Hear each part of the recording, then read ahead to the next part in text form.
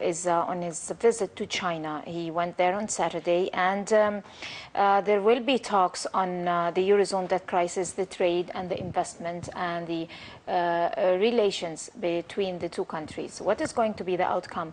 What could be the demands by the President of the European Council? What could be the outcome of, will it be fruitful on the first place, the outcome of this official visit to China, especially that there are doubts that China is making the best use out of the global economic crisis and trying to create a rift between the US and the European Union. There are lots of questions on the panel of discussion, and with us today in this edition of Around the Globe is Mr. Mohamed El-Alfy, the political and the economic analyst. Good afternoon, sir. Good afternoon. Like I said, what could be, first to start off with, what could be the outcome, or let us say, what could be the target, especially that the timing of this visit comes with a lot of changes in the region? First of all, the two important points will the Europeans will ask via the chief of the EU is to increase the direct investments of the Chinese in the EU countries, especially in the countries need direct investments like Portugal, like Greece, like Ireland. Yes, and also Spain, because Spain on the way to enter directly to the crisis. That's the first point, the direct investment. The Chinese, they will ask the Chinese to go directly to invest. And the second point is they will ask China to increase the import from EU, because as you know, the trade, the balance of trade between EU and China is 250. That is the total amount of the European import from China, and the total amount of the EU export to China is 82. So the defect is about 170 billion euros on to the China. Chinese side. Yes. So tell us first, let us talk about, or let us take some quick look over the size of economic change between the two countries. How does it look like? Unfortunately, the EU countries is not serious to achieve equality in this balance between EU countries and China, because they are manufacturing luxury products, and they would like to force China to buy it. They can't achieve. And this is not China's field. Yes, this is They're not specialized in commercial products. Yes, that is sweeping the whole world, by the way. Yes, but the Europeans, they have the know-how of many fields. And if you look to the 82 billions the EU exports to China, Germany alone export 42% from this amount because of the huge business of the German vehicle companies. And the other 26 EU countries, as we know, the 27 countries, that is the EU countries, the other 26 is exporting only 58% from the 82 billions. Well, this brings us to a very important question. Why do you think is that a lower rate of exports on German side and the rest of the other 26 countries? Why is it so low?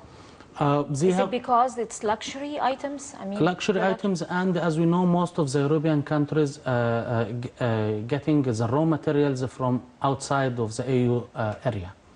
So the cost of the raw materials for manufacturing is high, and the tax is high.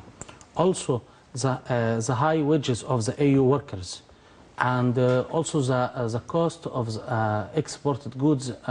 The cost of transportations. So that's a major point in this That's problem. one big challenge. Yes. But given the fact that China is on its way now, if it's not already taking that place, China is on its way to be the #1 economic power in the whole world. So don't you think there should be a reshuffle in plans on the European Union side, trying to sort out its problem with China? I mean, economically speaking, how do you think the EU is going to sort out or handle their economic problems and the debt crisis with China? Yes, the solution is the Europeans should change the plans to find the places, for example, in the, near to the Middle East. These places they can manufacture in free zones, and it will be very near to the source of raw materials, and also the wages of Middle East workers, it will be cheapest rather than Europe, and also the cost of roads to China. But do you think the Middle East is at this timing of what in the light of what's happening, is fit or ready to be able, that they could be thinking of investing their plans inside it right now? It's, nothing dangerous happened in the Middle East. It's just white revolutions, just people looking for some rights. Nothing happened. Right. Except the Libyan and Syrian case, there is no killers. That's what I'm talking about, yes, right. Yes. But for example... No, I'm not talking about Egypt and Tunisia. I mean, this is the best timing for investment in Egypt and Tunisia. Yes. Because there is democracy, I mean and there is transparency, and there is no corruption, and the rest yes, of it. I mean especially the both countries. But what about Syria, Libya, Yemen, the rest of the Middle East? Yes, it can be in the next step for the EU countries. They can rely on in Egypt and Tunisia right now, because of the geographical locations, because it's very near to the raw materials, to the source of raw materials, and to the roads to China. They can relay. They should go out of the EU to manufacture for China. That's #1. And they should create a new channels for investment inside Europe to attract the Chinese to come to invest, direct investment inside Europe. Because in Europe now we didn't hear about new plans for investment. That is the same old plans, nothing new. So they should rely on the creative characters to create a new plans for investment to attract the others. It looks like China seems to be badly using the global economic crisis to maybe try to achieve political gains.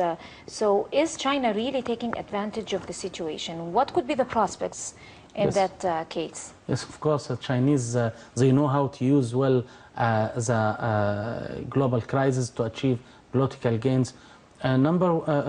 Within this crisis, the Europeans are thinking again to return to, by many manners, to return to the old colonies. So the Chinese now in Africa, they are achieving a great progress in Africa, for example, and in the Far East too. The Chinese support to the EU countries will be conditional also to stop the move of the EU inside Africa and the Far East, and to let them forget to move inside the old colonies again, because that is if they will move, that will not serve the Chinese agenda, so they will not support. And I think the Europeans will listen well, and they will obey, and they will let all the colonies to China. Earlier, the European Union Chamber of Commerce in China said last month that foreign companies suffer from delayed information about new projects, tenders announced via obscure channels, and unfair awarding that appeals processes. This was a complaint from the European Union Chamber of Commerce in China. So there are some, barriers exercised on the amount of trade taken by the European Union inside China.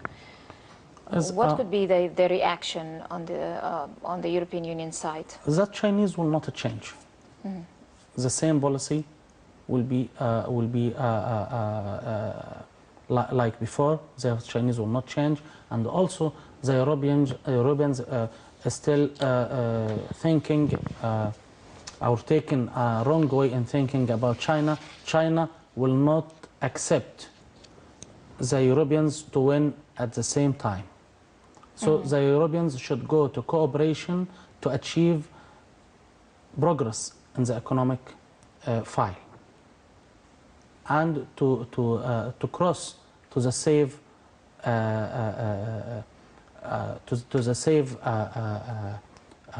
or to achieve safe for them people or for them societies. But if they will think they will put the Chinese under pressure, that is means they are taken a wrong way, and only negotiations and the quiet negotiations now with the Chinese can achieve progress in this field. Quiet negotiations. Yes.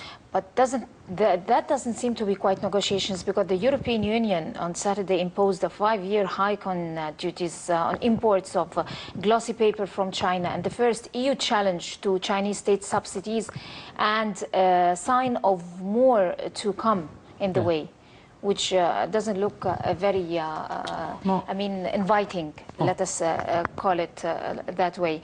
So how can Van Rompuy, you think, will be able to justify those actions on his visit to the Chinese part? I think Rompuy will be very quiet with the Chinese. So Europeans would like to, especially the politicians, would like to prove to them people in this critical time we're still controlling the situation, just a matter of elections.